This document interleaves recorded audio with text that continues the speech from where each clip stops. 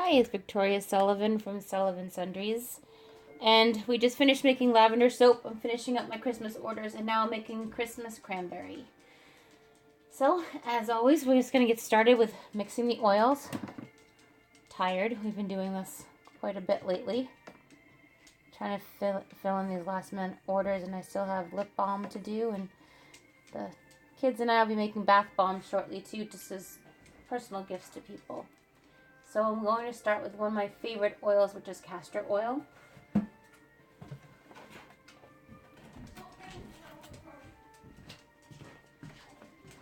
I've zeroed out my scale here.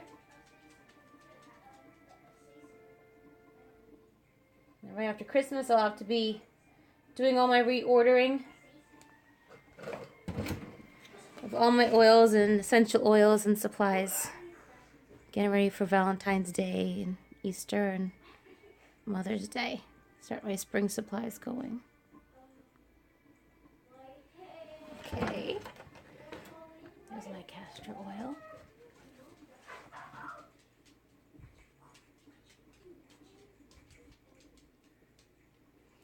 It's a nice thick oil.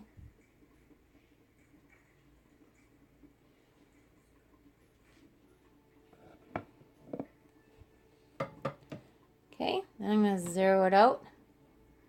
Add my coconut oil.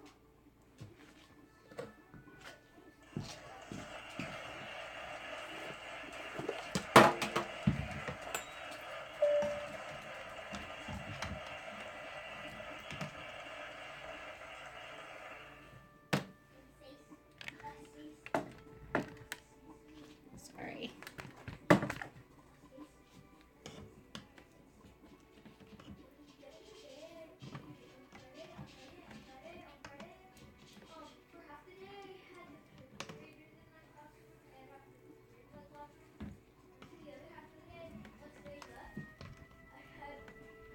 My coconut oil is a little hard because it's winter.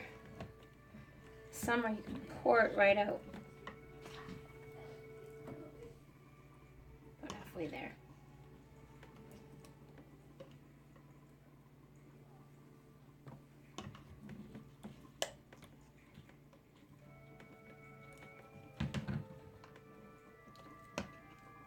Okay.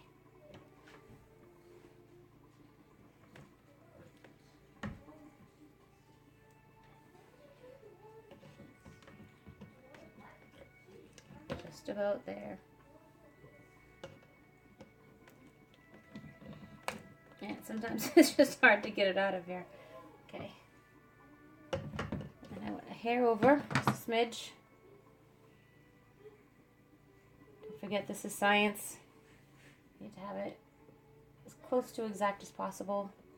Plus, your ingredients cost money, so you want to make sure that you're right on the money. Or right on the mark. Okay, there we go. I'm good. Put that in there. Coconut oil helps with sudsing, and that's a harder oil. Okay, then I'm going to zero it out, and then I'll put my sunflower oil.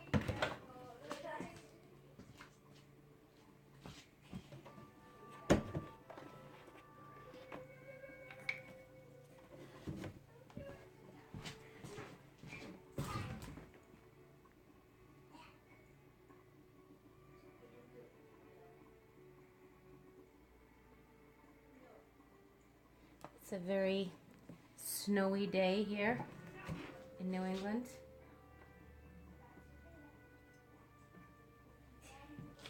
Okay. Last one.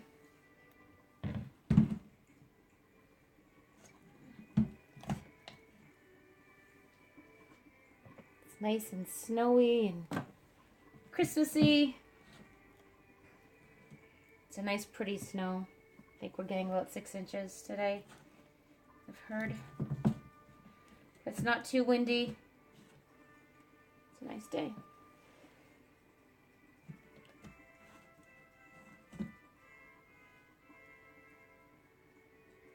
It's a nice day for me because I'm working inside, but my poor husband's out there in this today. Okay.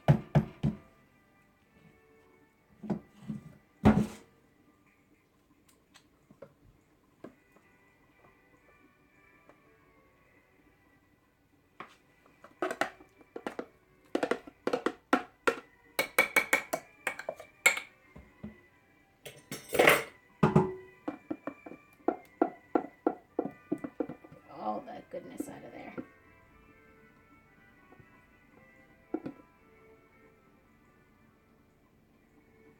There you go. And this is about 5% super fat. And I use the lye calculator. I told you I'll do a little tutorial about tips and tricks, and then I'll show you the lye calculator. I'm going to do that after I think my lip balm is done, or maybe while my lip balm is going. So if you read about super fatting, there's a lot of different opinions about how to super fat and cold process versus hot process. I obviously use hot process as a method because it's more consistent. I like it. I know my results pretty quickly. I've done the other, and I just don't like cold process. I really don't know what I'm getting until a few weeks down the road, and then it's kind of like too late. And with cold process, because your lye is activating while you're adding your scents, or I rarely use scents. I usually use essential oils or your colors. It alters them, and people have a really hard time with consistency. With hot process, by the time you add that, your lye is pretty much done with the process. Okay, so we're just gonna let this melt down for a while, and then while that's melting, I'll cover it, and that's what it looks like right now. And I will go mix my lye water. Okay, so I've got my fats all melted, and we're making Christmas cranberry soap. I'm trying to finish up the last of my Christmas orders, so we're making Christmas cranberry soap, and I've got my coconut oil, my castor oil, sunflower oil, and palm kernel oil. That's what I have in here. All melted together. I gave it a little whisk because it wasn't melting quite fast enough. And that should be ready to go. I've got my lye water.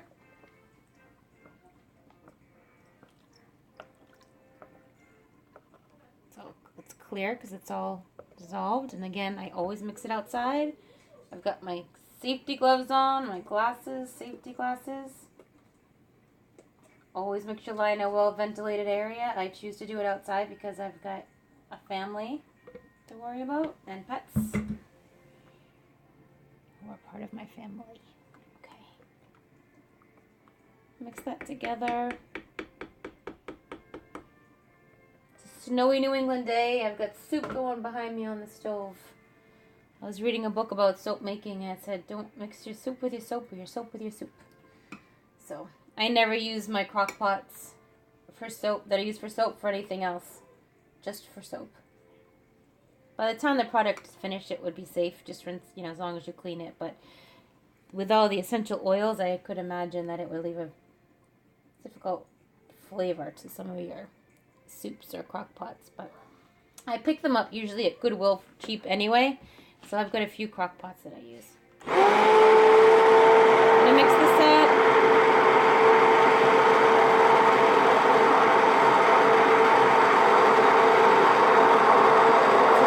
Sound. I'll be adding some stearic acid to this recipe just because it's a softer soap and it will help harden it. Stearic acid is vegetable based.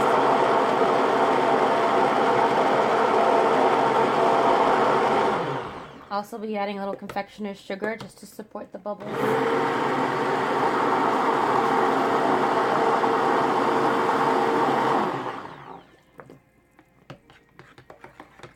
Again, this is a 6% super fat soap.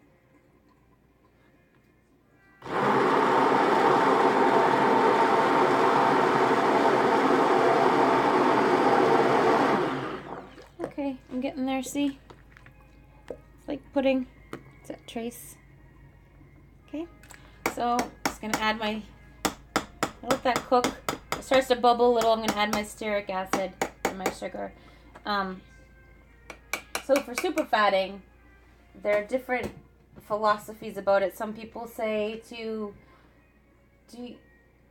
calculate your recipe at 0% super fat and then add your fat after. Some people say to keep your fat out and put it at the very end of the recipe. Some people say put it at trace. Some people say it doesn't matter. And from the research I've done and looking at the science of soap making, super fatting is basically what is left of the fats after the lye uses it for saponification. Saponification is the lye coming together with the fats to actually make the soap. Soap is actually a salt. After that process is done and the lye has used everything that it needs to use, I have my stearic acid now, then what's left is your moisturizing aspect of it. So in this soap, it's a 6%. That's your super fat that's left. It's a discounted fat. It's fat that the lye didn't have to use, so it's left over as pure fat in your soap. So from what I've read, the science of soaping, and you can look up different college websites have done some things on soap making. It seems to be that you can put it in right at the beginning. The lye will use what it needs to use, and that's that. That is that. And that's what I do, and I've never had a problem otherwise. I did try it the other way once. I had adding it at the end, and it didn't work out for me. I had an oily soap. I didn't care for it. So this is what I do. I do my recipe at 6% or 5%, and it seems to work out for me.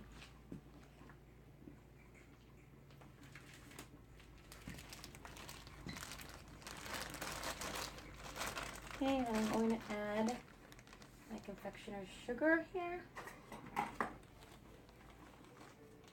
Some people do a simple syrup for sugar.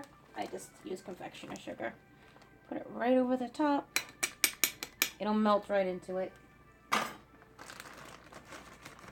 And again, I don't use my kitchen sugar for soap or vice versa. I keep everything separate. Oh, there we go. See how creamy? That's doing exactly what it's supposed to do right now. Just real creamy and melty, and everything's working. And I'm just going to cover this up and let it do its job. Let that sugar melt into there, and it will be all good. Okay, got my Christmas cranberry. I'm just going to add my fragrance. This is one of the few I don't use essential oil. I use a skin-safe fragrance. I really prefer to use essential oils in everything, but sometimes, whoa, sorry. Sometimes you can't find an essential oil that is the fragrance that you want. And this is one of those times. Cranberry and berry is very difficult. If you know of one, comment below, and I would love to try it. So I'm mixing in this, and as always, you back up because heat and any fragrance or essential oil comes right up in your face. You don't want that. It's not pleasant. Okay. It smells really good. Okay. So I'm just going to scoop some out here.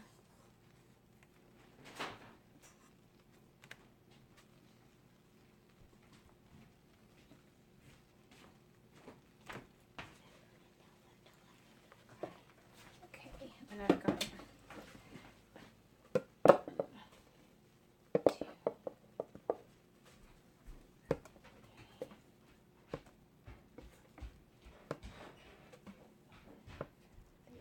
scoops that I had taken out, roughly up over the top, so that'll be good. And then the rest in the bottom, and I don't care if it's got more cranberry color than the base because doesn't matter to me. Like I said, you're creating, so it's different almost every time. I want a little bit more on the bottom.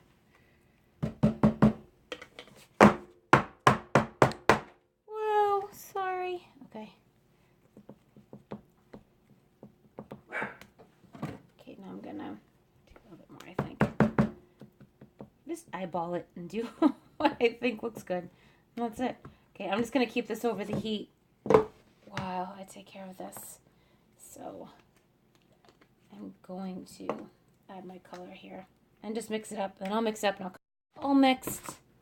So I'm just going to, I know it's a lot of slapping and tapping. Sorry, but that's the way it is. Okay, get this down in here. Add this to the top.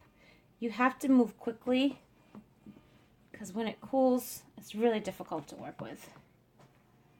So I'm moving as quick as I can. Sometimes you get little white spots in there. It's because the soap cooked more in some other places. You can hear in the background my son practicing his violin. Sorry about that. He's just learning. And that doesn't bother me at all. I think it makes it look more rustic and homemade. Some people, the white spots bother them. It doesn't bother me in the slightest. Okay, so that is the Christmas cranberry. I'm going to give it a little swirl. Just release it from the sides a little bit. That, like so. And then I'm going to do a little swirl to swirl the colors together. Like I said, you have to work pretty quickly right now because it does start to cool, as you can see. You don't want it to cool too much on you. Okay. That's all. Tappity tap tap. Smells beautiful. I love the smell of berries and cranberries, and I'm knocking my kitchen down. Okay, so that's it right now. Still snowing. We've done 3 batches of soaps today. I've got a batch of chapstick or lip balm. Chapstick is a brand. Lip balm that I've got melting and cooking. That will be warm vanilla and sweet orange. It's so good. And this we'll cut tomorrow along with the other soaps. So we'll check in tomorrow. All right, so with the lavender, had shea butter in it. Moving you over to the sink. And woo! I'm having trouble with this tripod today. Okay, so all right. I always say it, I'm not this messy and clumsy when I'm not recording. But then there's no proof of that, is there? So this is what we just made. This is the cranberry. Oh, the Christmas cranberry. It's so good. And we're just going to give this the soap test. It's still a little warm to the touch, but... So this one won't be quite as heavy and creamy as the lovely lavender. I also do a simply lavender that doesn't have the shea butter in it. But for the winter, I think the shea butter is wonderful for your skin. Okay. There you go. Sudsy, you see? Sudsy, soapy. Don't forget, homemade soaps won't have that same kind of support in the suds as commercial, because commercial soaps aren't soaps. They're actually detergents. This is soap. Soap is chemically a salt. And so we put things in that support the bubbles because people like it. But they like a bubbly soap. But the reality is they're just not the same. This is natural, and it's a soap, and what you buy in the store is detergent, and they use things like sodium lauryl sulfate, which is not good for you or your family for their soaps. So that's it. It smells so good. I wish I had smell-o-vision. All right, and I will finish up my lip balms and catch you later. Okay, that's the Christmas cranberry. And that's it packaged. I'll just put a little label on it. And that's the Christmas cranberry soap. Merry Christmas.